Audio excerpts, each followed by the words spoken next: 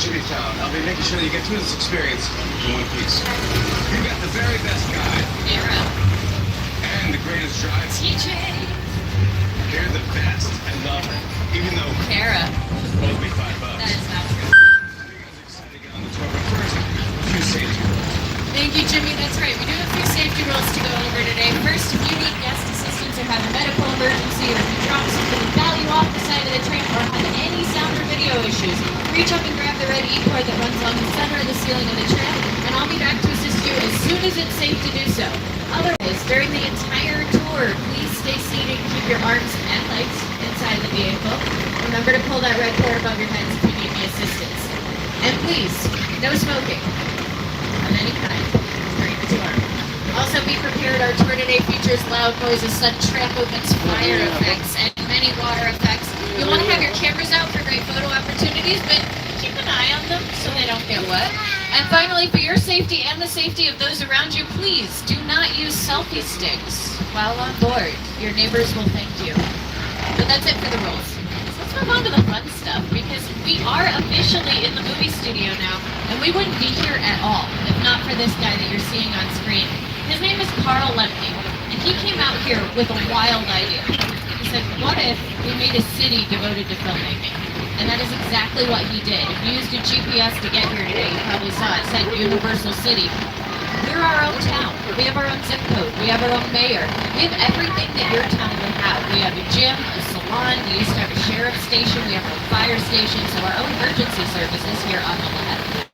And this is what it looked like on opening day. You can see just a few people up for that. I mean, look at all the people on the hill. And back in the silent film era, prices were a little different. You paid 25 cents to come onto the lot and watch movies and TV shows being made. Now, the fire station I mentioned, you'll see it here on the right-hand side of our gym. It's Fire Station 51. So if any of you ever watched the television show Emergency, you'll recognize that number. Those are real fire trucks. It's not a set.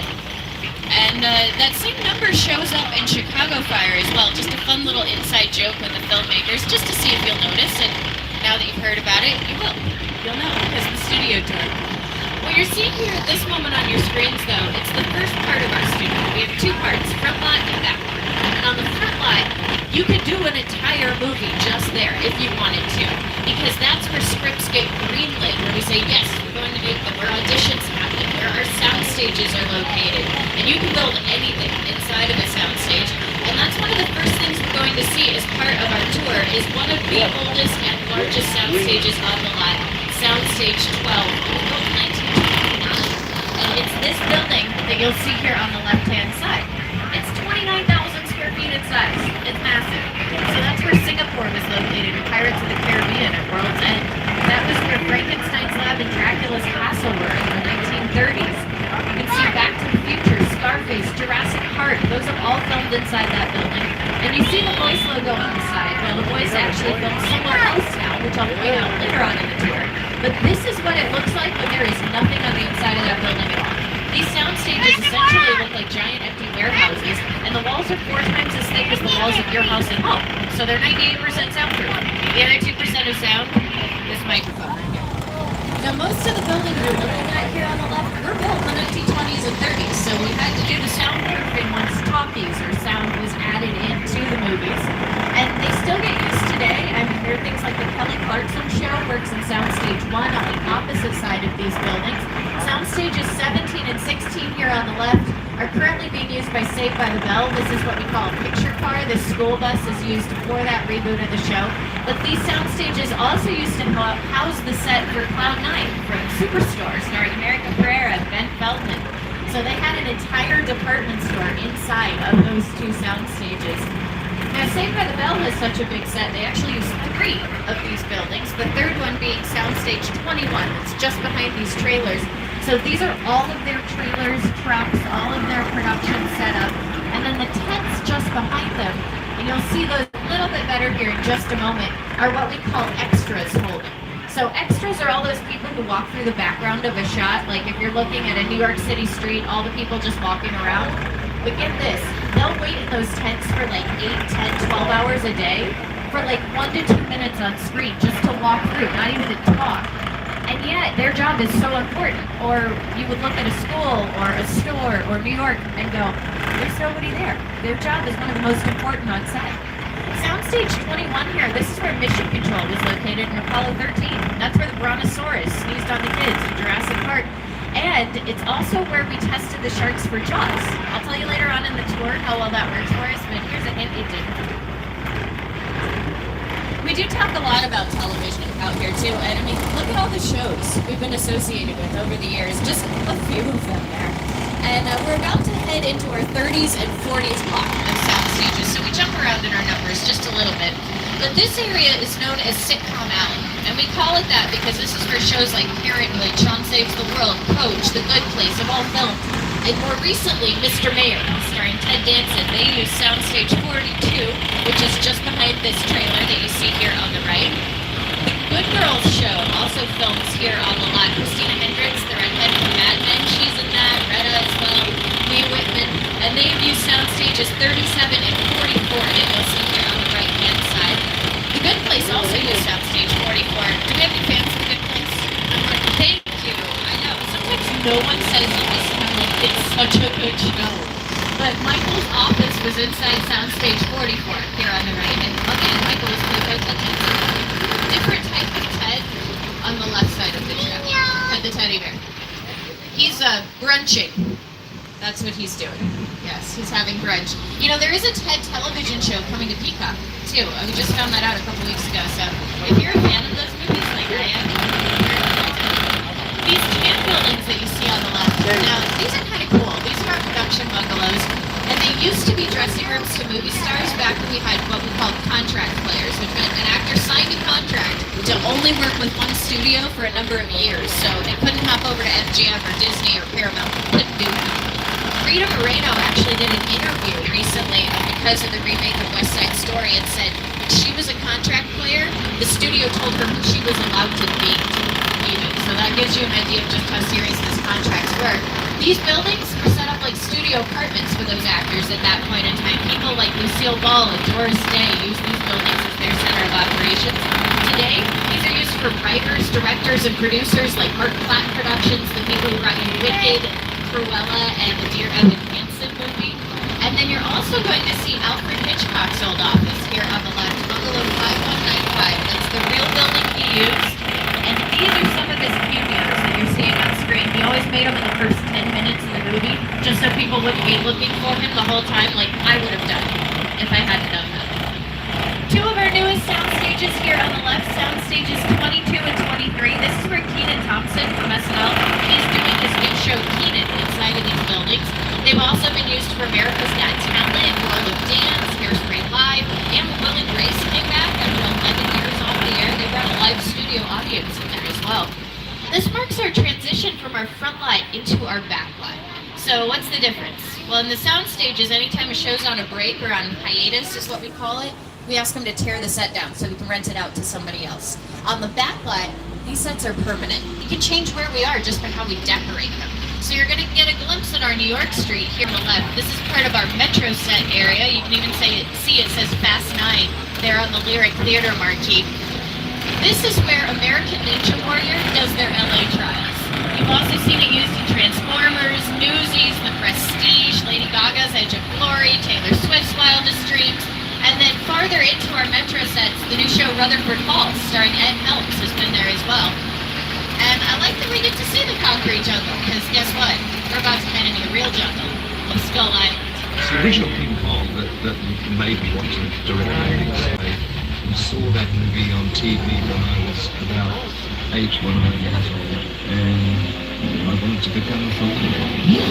I like films that just take you away from your real life and sweep you up into the Kong literally does that. I mean, you're on board the ship, you're sailing to a lost island, you encounter monsters and creatures from, prehistoric times. So I was thrilled when Universal invited me back to Skull Island. It's great to have you on the ride. And it's going to be a bumpy ride, so I'm going to ask you to do two things. Hold on to your belongings and stay seated at all times, because we're going back to Skull Island.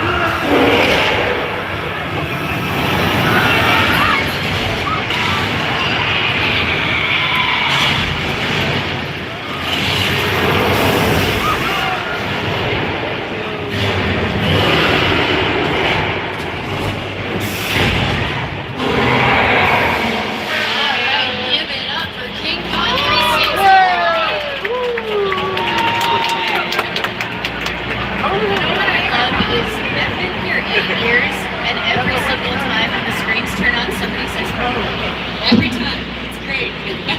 Everyone's laughing because they're like, "It was me." Well, I mean, there's a good reason those screens look as good as they do. It's because we worked with the team at Weta Digital to put that all together. And they've won several Academy Awards for their work on films like King Kong, Avatar, the Lord of the Rings trilogy. But if you've seen, I don't know, Deadpool, Avengers Endgame, Wonder Woman, Guardians of the Galaxy, Deadpool 2, you know, any of those superhero films from the last 10 years, there's a good chance that they worked on it. So that explains why the 3D images are so good. But then you add in the motion, and that's when things get real exciting. And here's how we do that. That mechanism under the tram car, that's what's known as gimbal. So that's how we shake you back and forth. And did anybody get dinosaur spit on it? Yes. We are so proud. It's going to happen again. I've warned you now. You can't get mad at me. Now these are our water cannons that we use in the lower left-hand corner of the screen. And then let's say you felt like walking in there and turning the lights on. This is what you'd see. These screens, 40 feet high and then 180 feet wide. And then we have 16 movie projectors in there, 8 of them on each side of the tram just to bring that all to life. So massive amount of work. And they basically put together 50 minutes of a feature film for that 3-minute experience. Now if you look here on the right, you can see what happens when a tram gets stepped on by a T-Rex. You know, as soon as our tram appeared on screen, we suddenly had a 5th car. That made our tram what's known as a picture car. And you heard me use that phrase earlier with the school bus. A picture car, for motion picture, we get that. It can be anything. It could be a tram, a school bus, a tank, a car like you drive. We could make something up and it would still be a picture car. And a lot of times, those vehicles end up more famous than the actors behind the wheel. Like if I was to say Back to the Future or Fast and Furious, we're thinking about DeLoreans and sports cars. You can't help it. So we thought, well, let's show you a few of our most famous picture cars here on screen and on the back lot. You're looking at stunt cars right now. Hero cars, that would be the DeLorean. And then there are even vehicles where people sit on top of the car and they do the driving and the actors just pretend, which is what happened in Baby Driver. The first vehicle we're going to see here on the lot, though, on the left-hand side is Kit from the remake of Knight Rider. The Ferrari next to it from Magnum PI, Volkswagen engine under a fiberglass Ferrari shell. Not quite the real thing. I know, tour of lies. You'll see several vehicles from Back to the Future. I love that we thought we would have flying Ford Edsels in 2015. Thank you that those are not on the 405. Do y'all want to hear a terrible joke about the Flintstones cars? They're the original hybrids. They're prehistoric. It's terrible, but I love it so much. We have some cars from Too Fast and Furious here. Now, I'm a big dinosaur fan. I just am. So the cars from the Lost World, Jurassic World, and the gyrosphere that you see here in the middle, notice it's missing the glass. Never had glass on it at all, even in the movie. There's a couple of reasons for that, both very important. One, the actors would not have been able to breathe.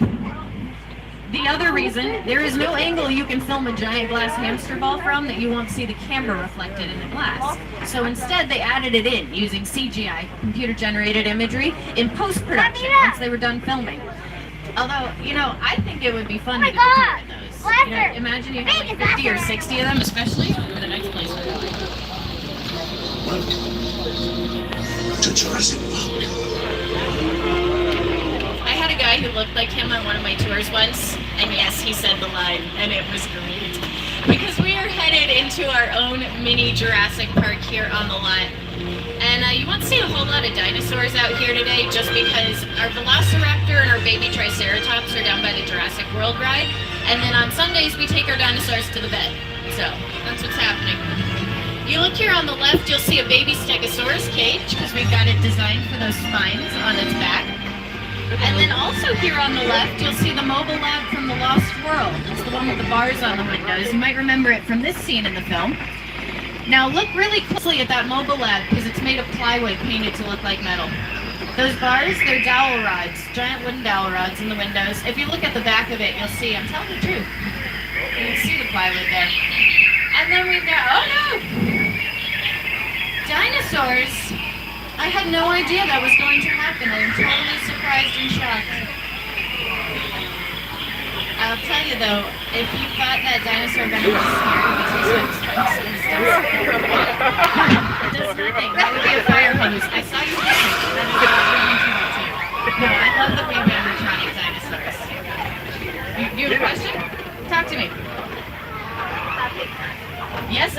only guide for the entire thing. Oh my Yeah. god. All right, I know. I'm talking back and forth to everybody. But check this out. The T-Rex that you see here on screen, 30,000-pound robot. Yeah. So it wasn't CGI at all. Problem was the rain when you first met the T-Rex soaked through the skin of the animatronic. After that, it just came to life on set. Just whatever. So imagine this happening when it wasn't supposed to. Kind of amazing. And rain can be tricky for us, not only with robots, but also because we're in Southern California. It's like this pretty much every day. So if we need a rainstorm, we can't cross our fingers and hope that it works out. We gotta manufacture it ourselves. So we're gonna do a little rain demonstration for you here in Old Mexico.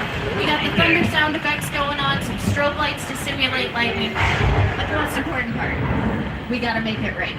So let's do that over here on the left, right about now. Or how about now?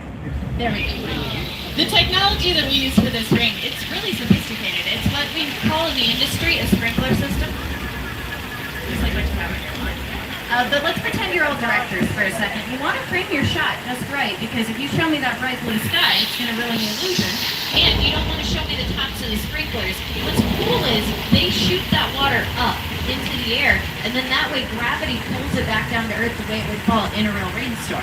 So you zoom in on an actor, like say by the bridge right here where it's a little more shaded, you would never know it's not raining. What do you see? Oh, y'all about to get wet. Sorry. Now, I forgot to warn you, if you're in a blue seat, you might get wet. Oh, you looked. Now check this out. This is how that flood looked in Big Fat Liar starring Paul Giamatti, Amanda Bynes, and Frankie Muniz. Lady Gaga also stood in that flood for her music video Judas. It did eventually not break. She was doing it in 6-inch heels, so I feel like that's okay. Judas filmed in this area known as Old Mexico. You've also seen it in Westworld Season 1. It was used in Pirates of the Caribbean, The Curse of the Black Pearl, Nacho Libre, and The Three Amigos. And Janet Jackson's Escapade music video. So all of that right in this one area. For us though, we gotta keep driving, because we are going back in time to the Wild West. Welcome to 6 Points, Texas. Now, I'm hoping some of you have seen Quentin Tarantino's film, Once Upon a Time in Hollywood, because these sets were used for 45 minutes in the movie. Out here in front, this is where Leonardo DiCaprio was reading a book in front of that opera house where the little girl was totally schooled in the movie. And the fact that we're here means that our tour is now approximately at the halfway mark, so I just want to remind everybody to stay seated during the entire tour. The studio is private property, and if at any point during the tour you drop your phone or just can't wait to use the restroom, pull the red cord and then remain seated. But I love that we're here. I mean, you are getting to see it when it's not completely dressed up, and this is what I mean by dressed up, where we've got actors out on the street, you've got wagons, you've got the dirt on the road. Fun fact, there's a company that rents dirt in Hollywood, which personally I think is one of the most genius ideas. Can you imagine becoming a millionaire renting dirt?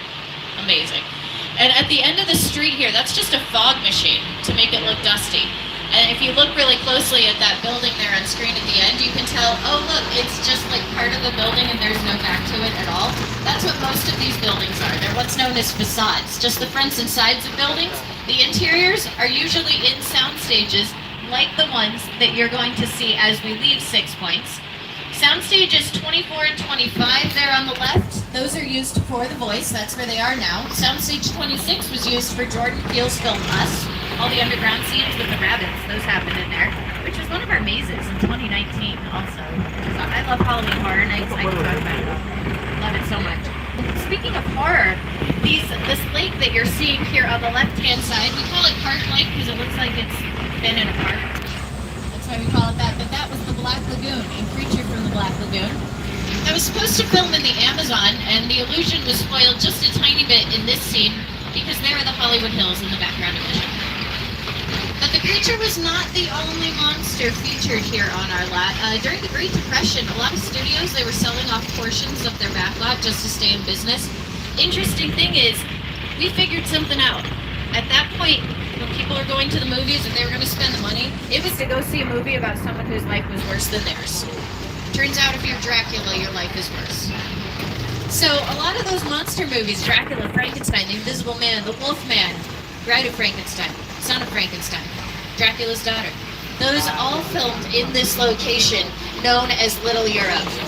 And Dracula's Daughter was really edgy for its point in time. Look it up at some point. It was 1936, surprisingly inclusive film. You've also seen the vampires from True Blood out here. This is where Spike and Drusilla burned down a city in Buffy the Vampire Slayer, and this was also Ireland for Angelus.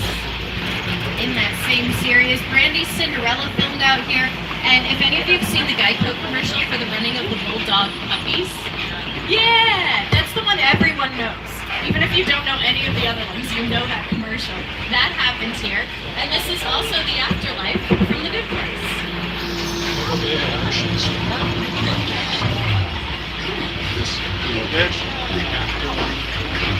never ever seen this. They're in the good. I'm not supposed to. He was going to the bad place. Maybe it's not all that bad. I'm gonna help you. What is the bad place?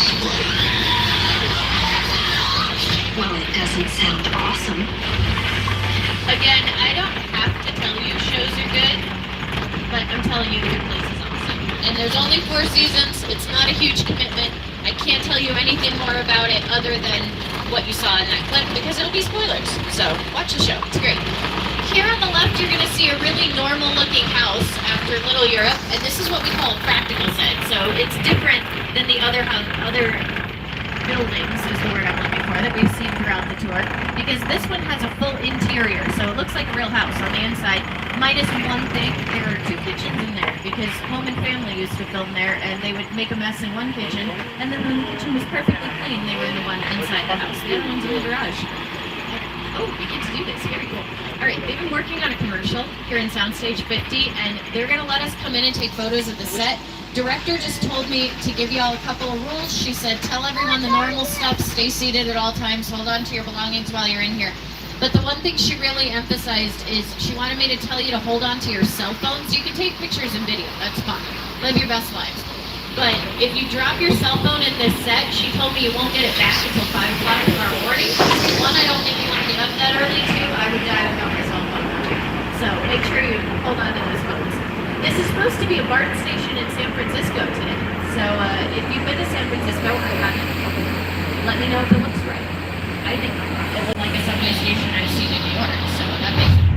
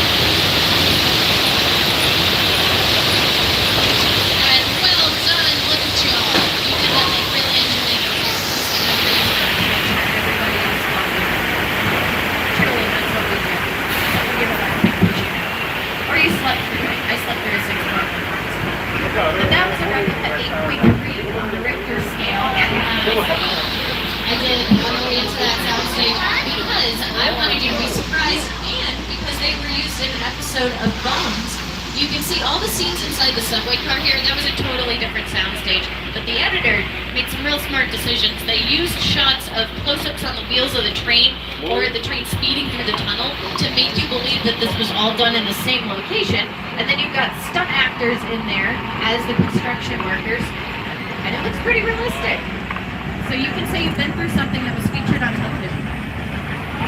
But that's a lot of disasters for one tour, and I don't know about anybody else, but it's getting hot out here. So I'm going to take you to the beach. We are going to Amity Island. Before you start to freak out, we caught the shark. It's fine. It's a lot smaller than I thought it would be, to be honest. And you'll see it over here on the right side of our tram. My roommate Felicia's out here in the water with the divers this morning, and oh, you can see her shark cage. Brilliant. She texted me earlier, said the water is really cold. So if you see her pop up, just make sure you wave. I just feel bad. No, they didn't. Did they really put a fake shark out here just to mess with her? Oh, that's so the things that happen are crazy. I mean, she's a professional, so she's not going to believe that that is like, oh, that's real. Oh my goodness. Girl, get out of the water. Get out. There's a boat right there. Swim to the boat. Swim to the boat and get out of the water before it's too late.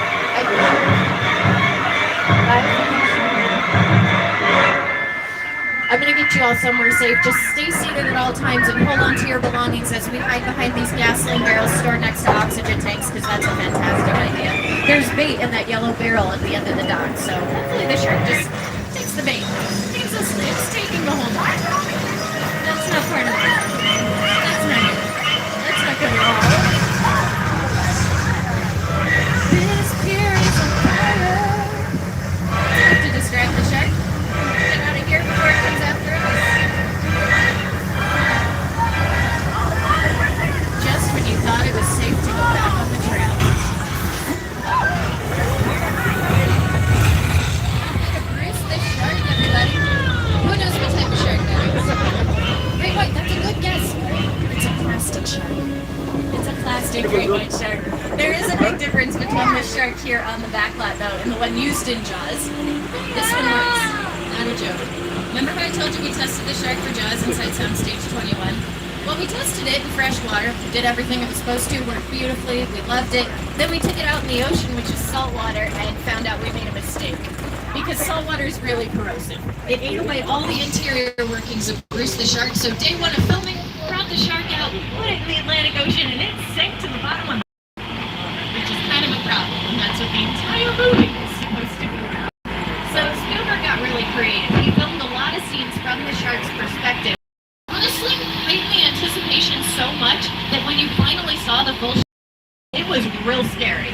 I mean, look at that. There's a great photo of Spielberg in the mouth of Bruce the shark, which, by the way, I'm not calling it Bruce just because I can. That was Spielberg's nickname for the shark because it's the same name as his lawyer, Bruce Raver. Still his lawyer to this day. Kind of incredible. And because of the delays with the shark, the movie, instead of coming out and being a heartwarming Christmas film, true story, they're going to bring it out at Christmas, instead it came out in the summer of 1975 and became the first big summer blockbuster ever. That's why we have big movies come out in the summer now. Thank you, Jaws. Personally, though, I think I'm good with the disasters and the monsters. I want to go somewhere a little bit closer to home. And I'm talking about our chicken ranch that you will see here on the right as we come up the hill. Now, honestly, I cannot tell you that this is any less scary because this was the Firefly house and Rob Zombie's House of a Thousand Corpses. You've also seen it in LMFAO's music video, Sorry for Party Rockin', the television series about a boy, starring Minnie Driver and Beethoven's Fifth with the dog. One of my favorite movies. I really enjoyed that film as a kid. And this marks the entry into a more residential area of our lot. In fact, we have our very own neighborhood here on the back lot on what we call Colonial Street. But if you're a fan of ABC's The Desperate Housewives, you will know this better as Wisteria Lane. So let me point out some of the houses on the street to you today. This tan and white one on the left, this was Gabby's home, played by Eva Longoria. Bob and Lee lived in the Lilac house right next door, got married on the front lawn. The yellow house next to that one, that was Susan's home. Susan was played by Terry Hatcher. Lynette's house was next door. And then over here on the right was Bree's home, played by Marcia Cross. And you're seeing exactly what the street looked like on television. Kind of cool. Now, the entire back end of this neighborhood, the cul-de-sac and the houses at the end, this was all added between seasons 1 and 2 of Desperate Housewives. Before that, it was a town square. There was a giant mansion here. There was a bunch of shops. There was a church. And the church was used in Buffy the Vampire Slayer as a backdrop, essentially, for the gentleman in an episode called Hush. There were only 17 minutes of dialogue, an entire 42-minute episode. He got nominated for an Emmy because of that. And tons of commercials film out here as well. I mean, Toys R Us has used this area. You've seen it used for the Limu Emu and Liberty Mutual ads. Look for the houses again. You've seen it in Tom Hanks' film The Burbs. It's been used in Animal House when they throw the mannequin out the window. Casper, starring Christina Ricci. This greenhouse on the left was the Cleaver home in the 1996 film Leave It to Beaver. Oh yes, and there are bunnies in front of. Nothing derails my tours like what? There are bunnies, there are squirrels, and sometimes you even see coyotes. You never know. Thankfully, I've never seen a coyote and a squirrel and a rabbit at the same time. Now here at the end, this light green house was Nancy Drew's home, and then childhood favorite Matlock was the dark green one on the left. Very few people know Matlock, but I watched it all the time. And you might wonder, why do you have a neighborhood like this on the back lot when you could go literally anywhere in the U.S. and find a neighborhood that looks like that? Control it. It's because we can control it. Because think about it. If you've got, say, Leonardo DiCaprio out on set, or let's say Timothy Chalamet, all right, great. You've got a ton of people swarming that set trying to see it. So instead, what we do is we film on the back lot. We can control who comes in and out. At most, you might have a tram or a trolley come through, but you're not worried about sound either. Quickest way to get paid if you're in a neighborhood and they're filming, go outside and mow your lawn. They'll pay you to stop mowing your lawn. I've had college reps who said yes, that's the way they do it every time we film in our neighborhood. And then out here, we've also got our wilderness road that we can use for filming. So if you're doing a horror movie, somebody runs out into the woods, here you are. And that's exactly what happened in Bird Box, starring Sandra Bullock. These were the woods that they were running around in blindfolded. And then we're going to head into a very cool area of our lot, another Picture Cars location. So who's seen Fast 9 already? A few of us? Great, you're about to see some of the cars in Fast 9. We weren't allowed to tell you about these cars until yesterday. So if you look, the orange car and then the blue one at the back are both from the new film. That is Dominic Toretto's Dodge Charger. They're in the middle. You can see a car from Public Enemies behind the canary yellow one. The light green car, the small one, is from Mr. Bean. And it's kind of good that we have all of that, I guess, horsepower there, because we might need to run away from the next door neighbor to these cars. That'd be Norman Bates, here at the Bates Motel. Now the hotel that you're looking at here on the right, this was used in Psycho 2. I get a lot of questions about the Bates Motel television show. That filmed in Toronto, and they replicated what they saw here on the back lot in Canada. Now the Bates Motel sign and the house, those are from the original film, and that is one of the oldest sets still standing here in Hollywood. Something most people don't know about Psycho is this scene with all of the music that was going on there was supposed to be silent. Bernard Herrmann, he was a friend of Alfred Hitchcock, and he said, you know, I have an idea. Let me test this thing out. Okay, great. He only came up with one of the most recognizable scores of all time. And Mother, by the way, is still here in the upstairs window of the house, so make sure you wave to her. She looks great on her night. I love how low-key you all were about, oh, that's scary. That was like the chip's reaction to it. And then you go somewhere equally scary, the crash site from the 2005 film War of the Worlds. That's a real Boeing 747 there on the left. It cost Paramount $60,000 to buy that plane from a retired airline graveyard, and $200,000 to get it here. They drove it down the highway on flatbed trucks and trailers. California Highway Patrol, they escorted it down the highway.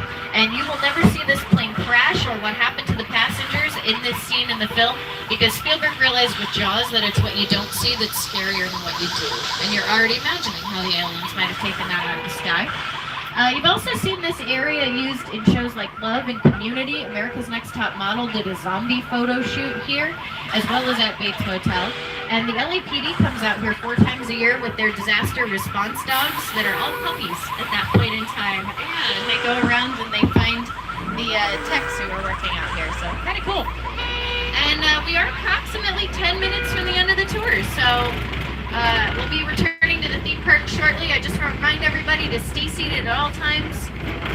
And if you have an emergency, drop your phone, need to use the restroom, pull that right cord above your heads. And I'll be back to assist you. Now, as we leave this location, you're going to see this beautiful log cabin over here on the right. This was used in The Great Outdoors, starring John Candy, which I have to play the song because now it will be stuck in your heads for the rest of the day.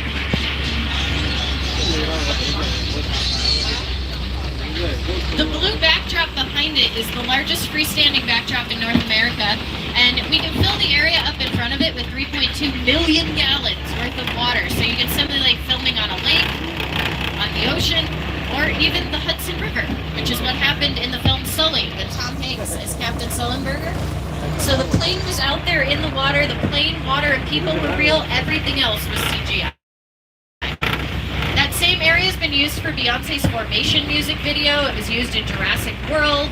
Meryl Streep's been out there for a project. Why aren't we here? Wait. Oh, sorry, I missed a notification. There's a federal witness on board the Tram. It's the guy who's celebrating his birthday.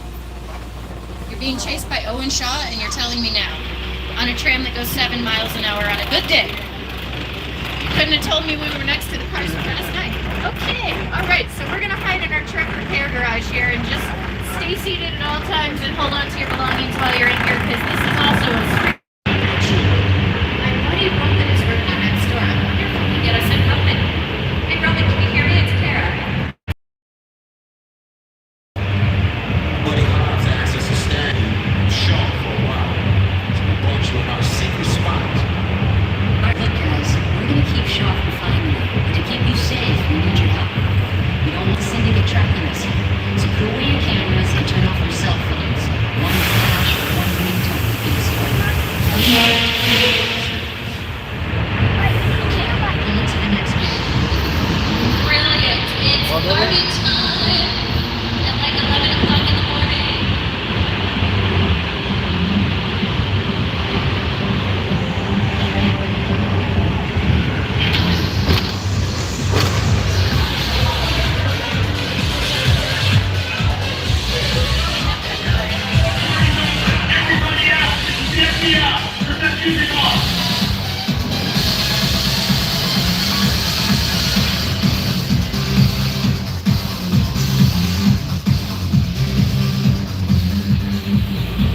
This is what we doing. This is the race day after party.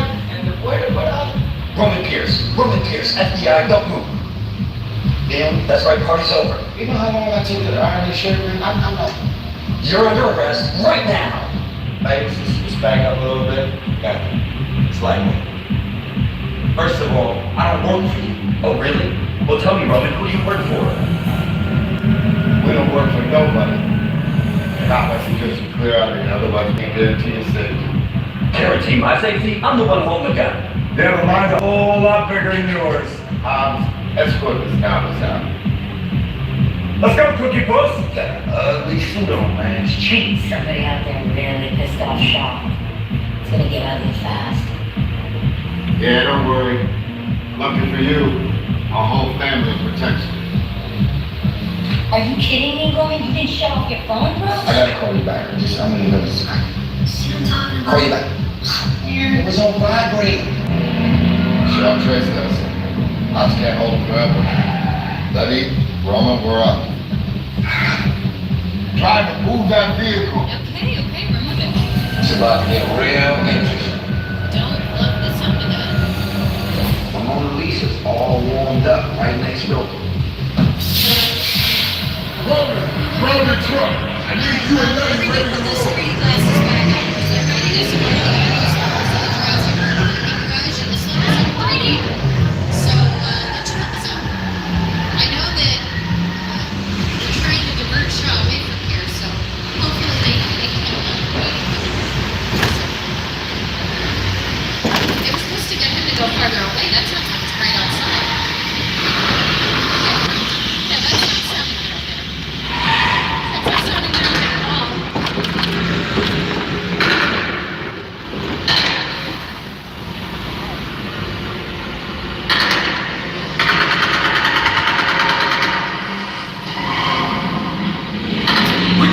Mr. Witness, speak now or you won't get tried! This is our turn.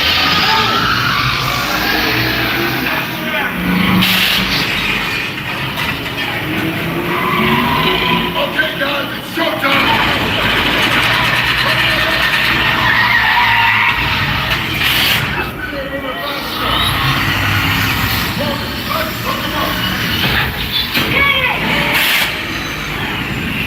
I got the bull by the horn! Now we're moving.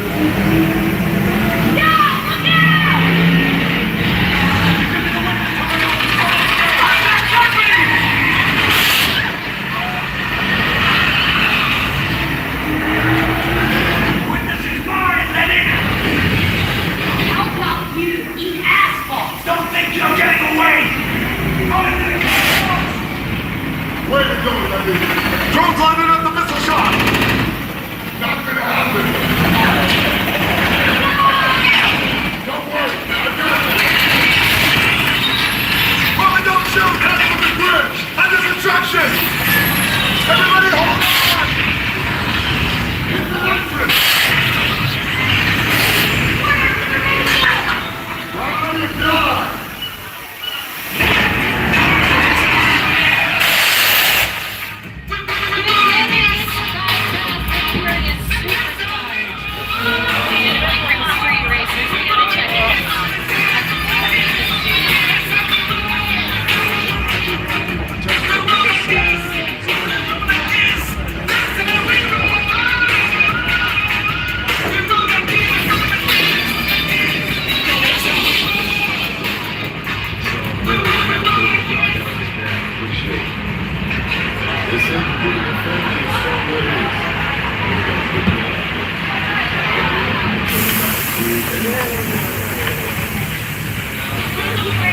Well, there you go. You got on this tram as guests, and now you're certified street racers. Your family.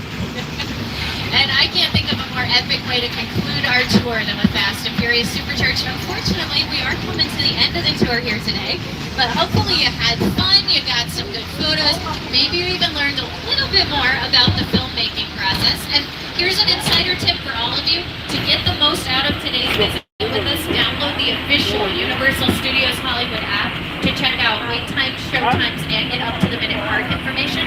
For example, you can check out show times for Waterworld, Alive, SeaWorld Spectacular, or confirm park closing time. If you have any questions that I didn't answer during the tour, I'm going to be sitting right up here in the front bar. You're welcome to come up, say hi, ask me anything you want to know. I'll do my best to answer those questions for you. But on behalf of myself, TJ, and all of us here at NBC Universal, I hope you liked our studio tour and that you have an absolutely fantastic rest of your day here at Universal Studios Hollywood, the entertainment capital.